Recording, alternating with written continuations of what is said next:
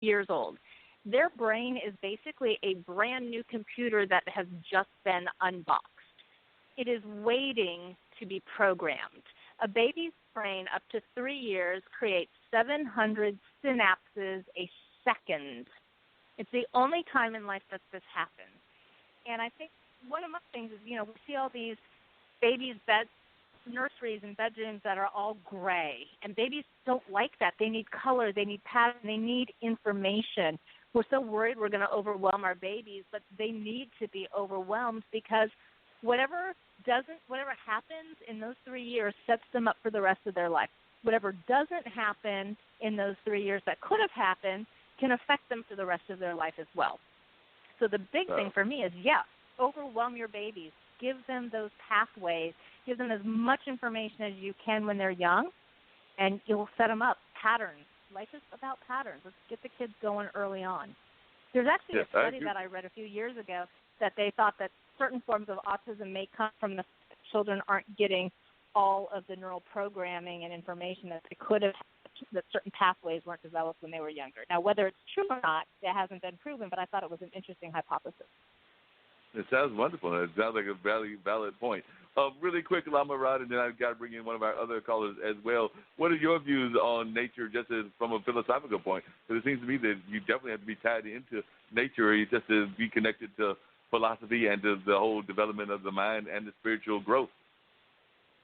Absolutely. Oh, yeah. Go ahead, Lama Rod. Oh, okay.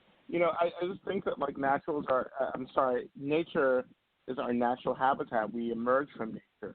I think we need to maintain a connection to nature. We also need to maintain a connection to the energy of the earth. And I think that all is related to how the climate is changing, how we're impacting the earth right now.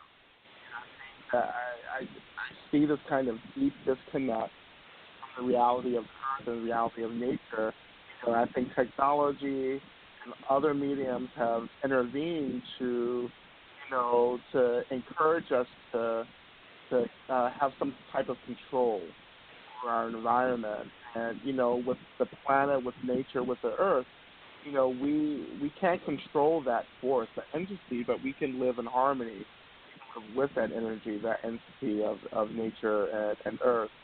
Having even the representation of nature within the home is so important, represented by colors, maybe plants. But for me, in my home, it's really the colors, very natural colors. Colors that I find in nature, I want to bring into my into my living space, and that has been quite helpful. Of course, the best thing is to actually be in nature, to be outside, to be with that as much as possible, instead of indoors all the time. Yeah, you're right. We do stay indoors and everything. I want both of you to stay on the line. I think I got one other caller. There might be even two more. Dean, what else we got on the line? We still got about another 40 minutes to go. Dean?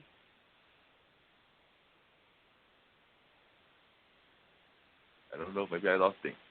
But, yeah, I definitely agree with you that nature is very much involved in that. We definitely have to have that conversation on a regular basis and everything. And you're right, both of you, that so much we're tied into technology and we don't necessarily have that. We wind up getting too caught up in technology. I know that's one of the things that I've also seen people get too caught up in their houses. They've got all the technology gadgets in the house, and then you're wondering if they're actually going to be involved in everything because they're so engaged in the technology. Mhm. So I definitely agree that we have to get out into nature. Don't know necessarily that I always want to get out into nature when it's 100 degrees, as it's been these last couple of days, but still have to get out there every once in a while. See if I can't find Dean one more time. Dean, are you there? Man, I'm here, and we got some folks waiting to get in. Sylvester Williams is on the line. Mike Johnson's on the line. I got one other caller that'll be calling back in because she's trying to tell the folks to go ahead and listen in right now. So you want to bring them in, bruh? Yeah, let's bring in Sylvester Williams. Sylvester Williams is running for city council, so I want to hear what he's got in mind and what his thoughts are. And definitely he's a person that's involved in ministry and things of that nature. So even Lama Rod may have some interesting conversation as well, and then Mike Johnson. So, yeah, let's start off with Sylvester, and then I'll bring Mike in. Okay. Mr. Williams, welcome to Straight Talk with Dean and Bart. Thank you. Thank you for having me. Appreciate it. Glad to have you, Sylvester. So, Sylvester, you said that you're going to be, we've been talking about just nature in general. We've had Lama Rod on, who's a peer at Haiti, and talks about philosophy and religion and just being connected to ourselves and things of that nature. He's actually out of D.C. area, I believe, now. And Nicole Baxter has done a lot of design work here in the area. And before we had G on, but I know that you talked about the fact that you feel that it's time for us to have new blood in the politics that is going on, and you've decided to run for mayor again. So tell us why you decided to run for mayor and what some of the issues that you're concerned about are. Well, I'm glad you asked that question because I think that what has happened, especially in the black community, the Christian community, I think that in the city of Durham we've been largely ignored or overlooked. And I think part of the reason why is because of the way that we have been taught to approach politics. Black people, for the most part, has been taught to vote, but never to make a demand on the people they voted for. And for those of the Christian faith, they've been taught to believe separation of church and state means that you don't really have an active or vocal voice in what takes place in the government. And I think both of those opinions, those ideas, have caused both blacks and Christians to be left out of the discussion with things that affect us. Here in the city of Durham, Durham was founded on those two, blacks and Christians. If you look at the history of the city of Durham with Trinity College and the forerunner of North Carolina Central University, they're both Christian universities. Dr. James Shepard, his father was a minister, a pastor. And we see from that, you see the black Haiti community come from St. Joseph to start at what we call the Black Wall Street. And so you put all those factors together, you see that Durham is beholding to both black and Christian for its start and for how it got its footing. But now it seems as though those two groups have been penalized for who they are in Durham or being overlooked. And those are some of the issues that I want to address in running for mayor. One of the things is that we see here in the city of Durham is that the homicide rate has doubled from last year. Thus far, as of June 22nd, there have been like 26 homicides in the city of Durham. They went to the city council, the chief of police did, Davis, went to the city council asking for more policemen in the city of Durham. Their request was denied. They did not give them more officers, and the reasons for not giving more officers, was not something that was palatable to the black community because we know where the needs are. And so we saw that, and that was something that we felt that we're wondering why couldn't we get more police officers, especially when you see the homicide rate increasing in the city of Durham. One of the things that also, in talking with one of the officers on the campus of North Carolina Central University, and I was told that the officers on North Carolina Central University get paid more than the city police officers. So that should not be happening with them putting their lives at risk on a daily basis. And the other thing, I talked with a person who I knew very well. He was an FBI agent, and he studied with the FBI, and he was saying that, this is his word, that 6% of police officers are corrupt.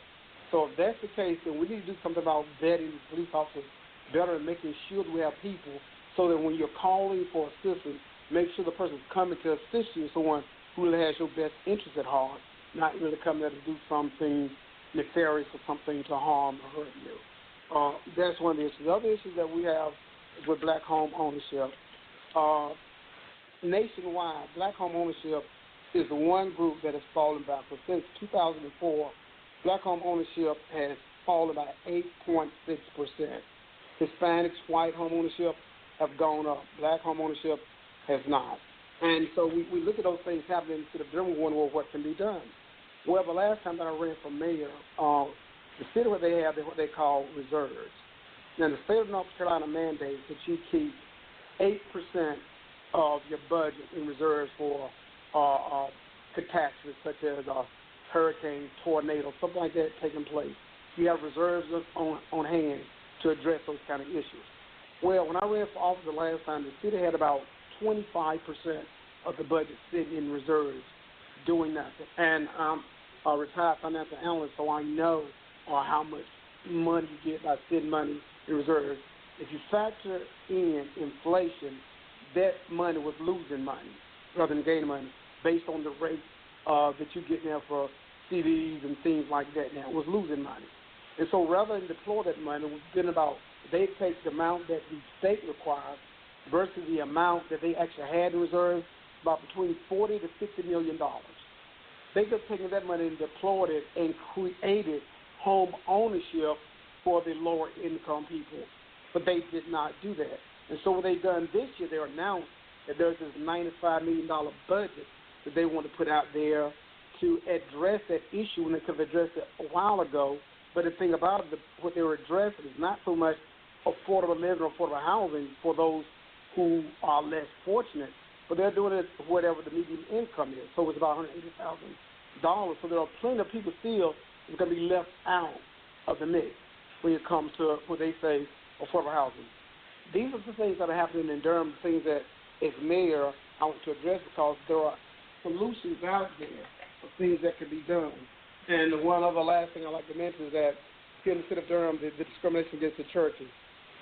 We purchased a building, our church did, and what they require of us is that we as a church have 4 times more parking space than, say, a bar or restaurant of the same size. This is a UDO that was passed in 2007. UDO in 2007, they passed it. And so what that means then is that the sanctuary sitting inside the church building is not determined by how big the building is, but it's determined by the number of parking spaces you have on the outside. And so I called the city officials about it and asked them about it. And what they told me, the reason why they set it up that way is that because rush hour is Sunday morning, because of rush hour. And I responded, rush hour in Durham is not Sunday morning or Wednesday night. So these are things that are happening in the city of Durham, and we're not addressing those issues. Job creation, I've talked to a number of entrepreneurs in the city of Durham, and one of the things that Durham has, which the city of Durham has, so I can understand, there are a number of entrepreneurs, black entrepreneurs, that are trying to get set aside. The city of Durham does not have set aside for black contractors. Now, the county does, but the city doesn't. So with the unemployment rate for blacks being the highest of any other group, why then isn't Durham trying to do more to address the high unemployment rate amongst blacks, Hispanics, and other groups? And I think there's a reason why these things are happening. Yes. Right. Yeah, 2 questions I got, and then I got to bring in Michael as well because we got about 30 minutes ago. But we've got we've had during the course of the show a couple of artists on and people that are in the art field, and I've actually had some interesting conversations with friends on Facebook, my dad being one of them, about the fact that there's all this money that is run by certain organizations for the artists, but the artists wind up not getting a lot of that money because the organizations get the money, and then the organizations ask the artists to do the work for little to no money. So the organizations wind up getting paid, but the artists themselves don't wind up getting any reward for that. So I was wondering if you had any of those conversations with the artist community and what kind of things you would be doing to address that so that artists actually are paid for the work that they do. And Nicole, if you want to jump in that conversation, because I know that you also had some thoughts about the fact that artists need to be rewarded for what they do. Yes, I fully agree with it. Go ahead, Sylvester, and then I want to hear from Nicole first. Go ahead, Sylvester. Oh, no, she can go first. Okay. Go ahead, Nicole. No, I think that is a huge thing, and I think the creative people, and I would also extend that on to your contractors and your subcontractors, which are in a high demand right now. If you're renovating a house, if you're trying to get somebody out to inspect a property or do some work on it, you have a ridiculous wait. And I can tell you as a realtor over at Domicile Realty that we run into this all the time, and I hear about this high unemployment rate, and it's just, you guys, what we need more than anything is an infusion and an investment. Let's get these people learning these skills that are in such high demand in carpentry and electrical and plumbing and just in construction. I would love to see more contractors out there and more people working in this industry because it's so needed for this area right now.